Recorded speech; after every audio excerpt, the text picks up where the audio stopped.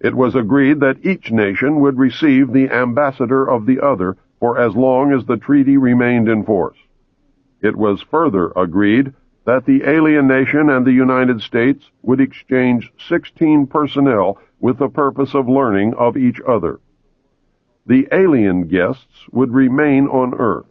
The human guests would travel to the alien point of origin for a specified period of time, then return, at which point a reverse exchange would be made. A reenactment of this event was dramatized in the movie Close Encounters of the Third Kind. A tip-off to who works for whom can be determined by the fact that Dr. J. Allen Hynek served as the technical advisor for the film. I noticed that the top-secret report containing the official version of the truth of the alien question, entitled Project Grudge, which I read while in the Navy, was co-authored by Lieutenant Colonel Friend and Dr. J. Allen Hynek, who was cited as a Central Intelligence Agency asset attached to Project Grudge.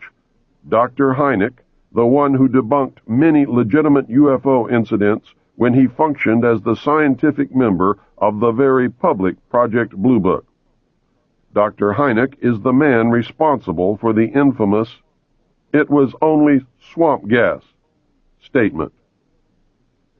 It was agreed that bases would be constructed underground for the use of the alien nation, and that 2 bases would be constructed for the joint use of the alien nation and the United States government. Exchange of technology would take place in the jointly occupied bases. These alien bases would be constructed under Indian reservations in the Four Corners area of Utah, Colorado, New Mexico, and Arizona, and one would be constructed in an area known as Dreamland. Dreamland was built in the Mojave Desert near or in a place called Yucca. I cannot remember if it was Yucca Valley, Yucca Flat, or Yucca Proving Ground, but Yucca Valley is what I always seem to want to say. More UFO sightings and incidents occur in the Mojave Desert of California than any other place in the world. So many, in fact, that no one even bothers to make reports. Anyone who ventures into the desert to talk to the residents will be astounded by the frequency of activity and with the degree of acceptance demonstrated by those who have come to regard UFOs as normal. According to the documents that I read, all alien areas are under complete control of the Naval Department. All personnel who work in these complexes receive their checks from the Navy through a subcontractor. The checks never make reference to the government or the Navy. Construction of the bases began immediately, but progress was slow. Large amounts of money were made available in 1957. Work continued on the Yellow Book.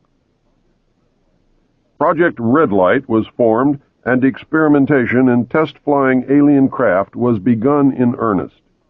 A super top-secret facility was built at Groom Lake in Nevada in the midst of the weapons test range. It was codenamed Area 51. The installation was placed under the Department of the Navy, and all personnel required a Q clearance as well as executive approval. This is ironic due to the fact that the President of the United States does not have clearance to visit this site. The alien base and exchange of technology actually took place in an area codenamed Dreamland above ground, and the underground portion was dubbed the Dark Side of the Moon. According to the documentation that I read, at least 600 alien beings actually resided full-time at this site, along with an unknown number of scientists and CIA personnel. Due to the fear of implantation, only certain people were allowed to interface with the alien beings, and those personnel were and are watched and monitored continuously. The Army was tasked to form a super-secret organization to furnish security for the alien task projects. This organization became the National Reconnaissance Organization based at Fort Carson, Colorado. The specific teams trained to secure the projects were called Delta. Lieutenant Colonel James Bogreitz was a Delta Force commander. A second project, codenamed Snowbird, was promulgated to explain away any sightings of the red light crafts as being Air Force experiments. The Snowbird crafts were manufactured using conventional technology and were flown for the press on several occasions. Project Snowbird was also used to debunk legitimate public sightings of alien craft. Project Snowbird was very successful, and reports from the public declined steadily until recent years. A multi-million-dollar secret fund was organized and kept by the military office of the White House. This fund was used to build over 75 deep underground facilities. Presidents who asked were told the fund was used to build deep underground shelters for the president in case of war. Only a few were built for the president. Millions of dollars were used to build top-secret alien bases as well as top-secret dumb, deep underground military bases. President Johnson used this fund to build a movie theater and pave the road on his ranch. He had no idea of its true purpose. The secret White House Underground Construction Fund was set up in 1957 by President Eisenhower.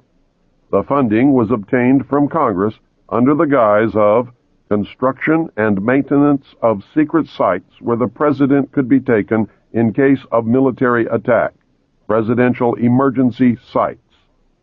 The sites are literally holes in the ground deep enough to withstand a nuclear blast and are outfitted with state-of-the-art communications equipment.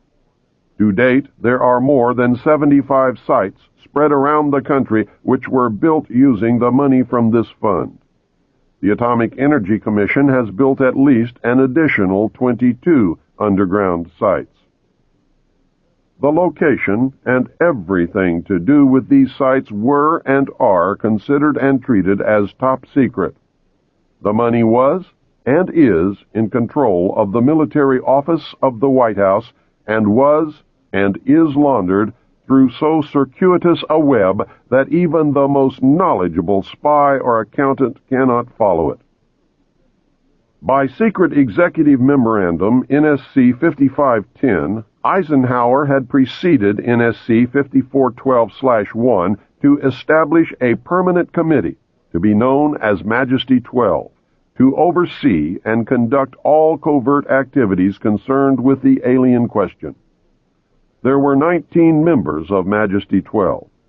The first rule of Majesty 12 was that no order could be given and no action could be taken without a majority vote of 12 in favor, thus Majority 12. Orders issued by Majesty 12 became known as Majority 12 directives. This group was made up over the years of the top officers and directors of the Council on Foreign Relations and later the Trilateral Commission. Gordon Dean, George Bush, and Zbigniew Brzezinski were among them.